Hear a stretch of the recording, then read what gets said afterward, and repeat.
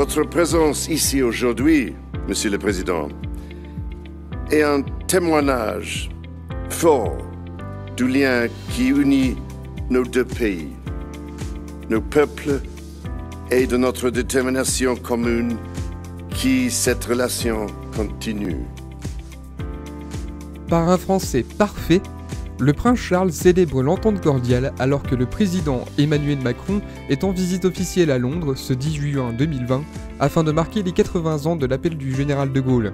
La France, pays de Louis XIV, Napoléon et de Gaulle, a une place toute particulière dans le cœur du prince Charles. S'il est un héritage qu'il a reçu de sa mère, parmi les traits qui forment sa personnalité, c'est bien sa francophilie.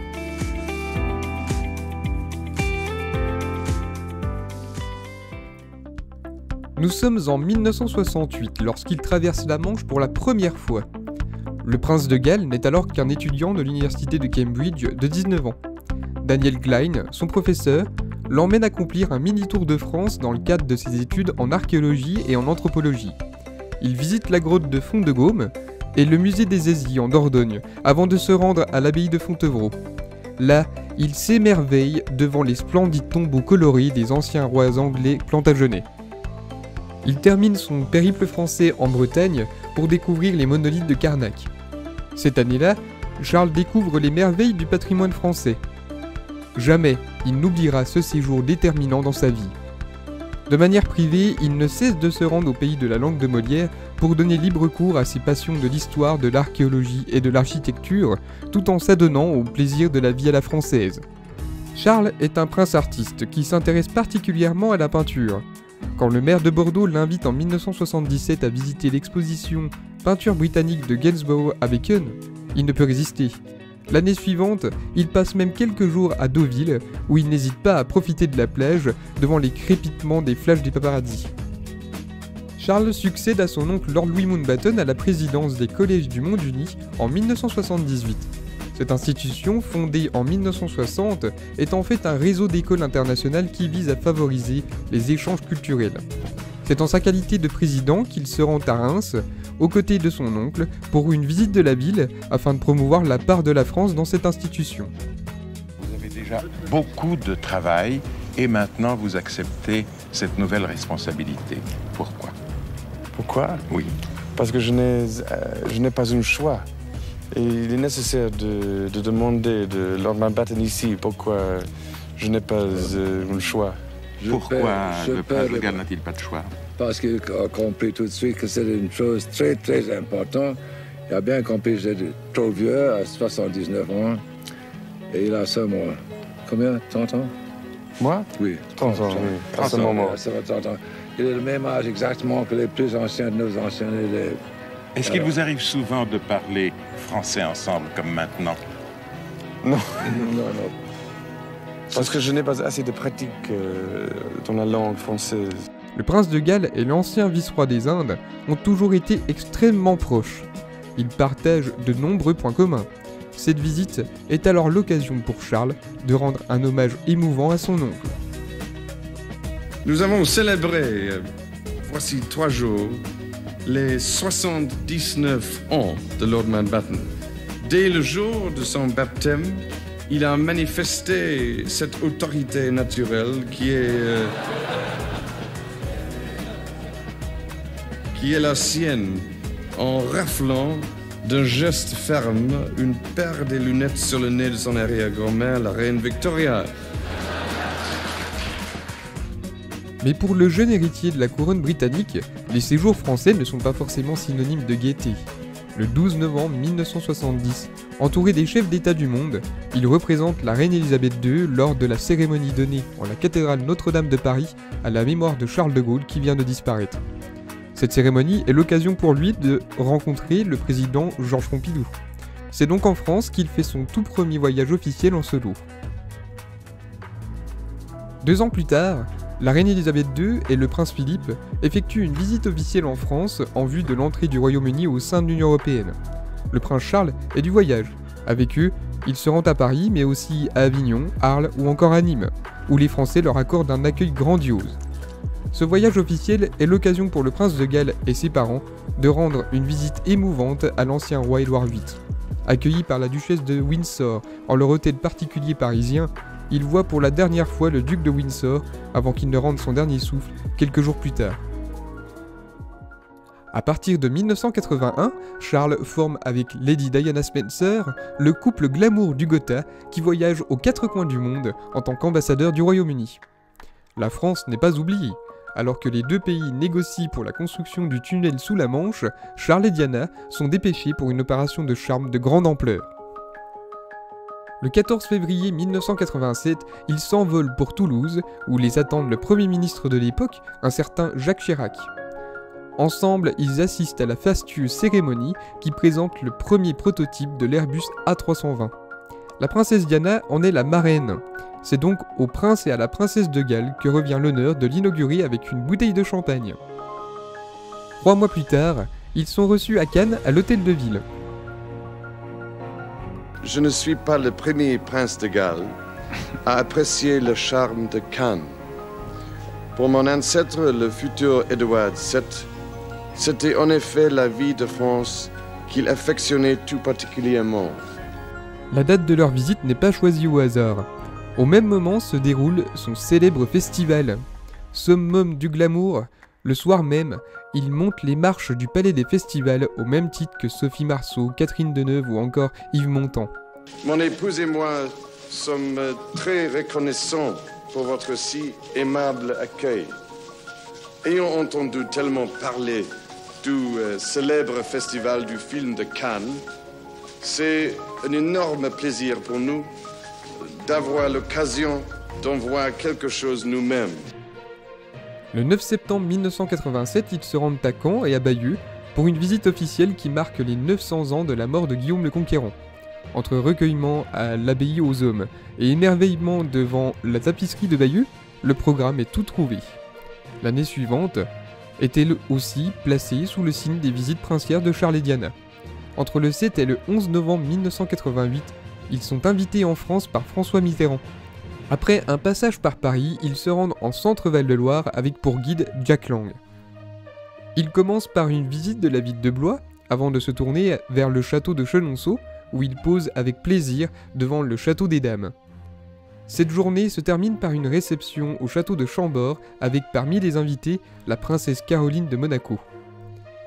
Pour finir leur séjour, François Mitterrand les attend à Paris, où il préside, aux côtés du prince Charles, les commémorations de la fin de la Première Guerre mondiale, où défilent les grenadiers britanniques.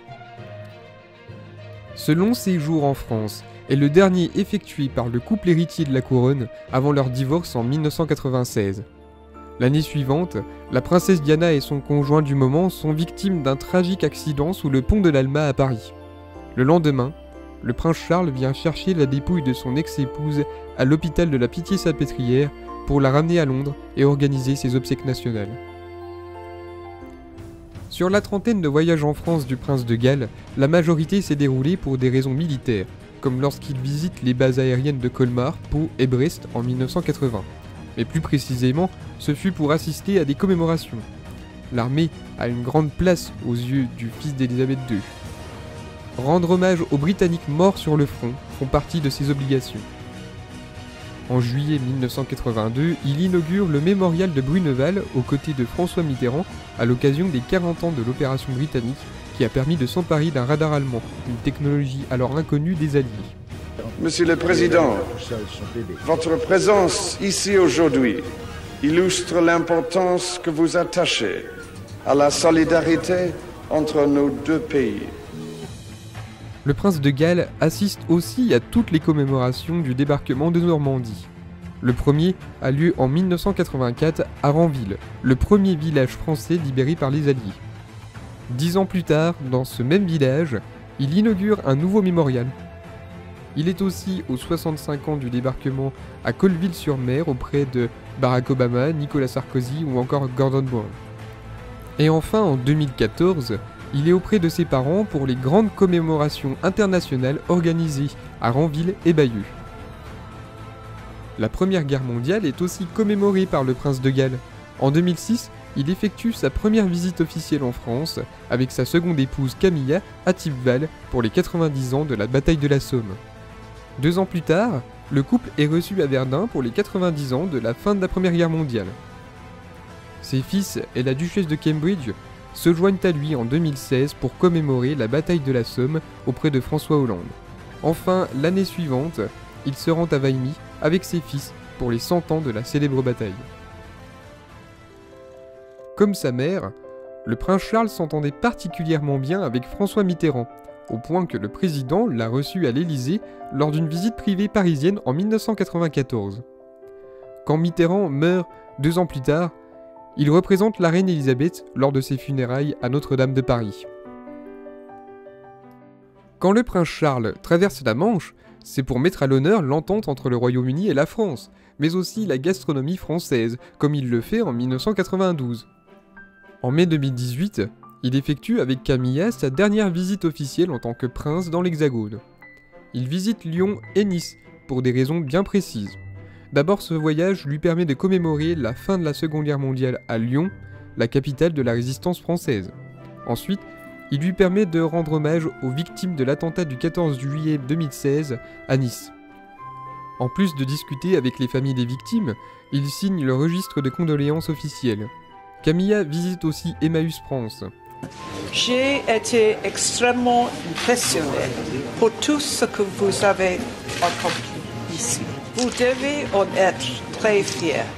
Et je suis sûre que l'abbé Pierre le serait également. Forcément, ce voyage glorifie aussi la gastronomie lyonnaise tant appréciée de par le monde. En 1992, Charles visite de façon privée le domaine de Villandry. Le prince est si impressionné par la beauté de ses jardins qu'il s'en inspire pour créer une partie de son jardin de Highgrove. Le prince n'hésite pas non plus à s'offrir quelques escapades parisiennes, une ville qu'il admire tant. En 2004, il assiste par exemple à un gala à l'Opéra Garnier avec Bernadette Chirac pour le centenaire de l'Entente cordiale. Le prince Charles aime la France, et la France le lui rend bien. Le 30 novembre 2015, il reçoit à l'Institut de France à Paris le prix François Rabelais pour son engagement en faveur de l'agriculture biologique. Pendant son discours sous la coupole, il fait l'éloge passionné des fromages français. Dans un futur sans microbes, progressiste et génétiquement modifié, quel espoir y aurait-il pour la traditionnelle frome d'Ambert, le malfromé gruyère de Comté ou l'odorant Pont-l'Évêque? Il participe ensuite à la conférence de l'ONU sur le climat qui a lieu en la capitale, où il prononce un discours remarqué. Le prince de Galles en profite pour rendre hommage aux victimes des attentats du 13 novembre 2015.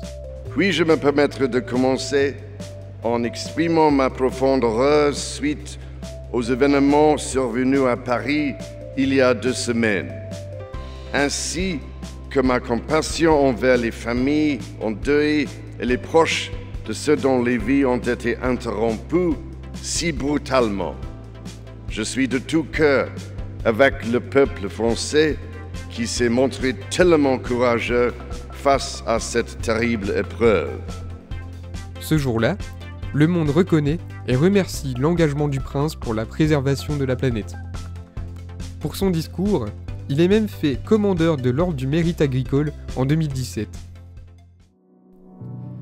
Dernier membre de la famille royale à parler français, Charles III a montré, dès son plus jeune âge, l'admiration qu'il ressent face à l'histoire, la culture, le patrimoine et la gastronomie de la France. À l'image de son ancêtre Édouard VII, son amour pour l'Hexagone sera-t-il à l'origine d'une nouvelle étape pour l'entente entre nos 2 pays? L'avenir nous le dira. En attendant, Dieu sauve Charles III, le dernier roi francophile du Royaume-Uni.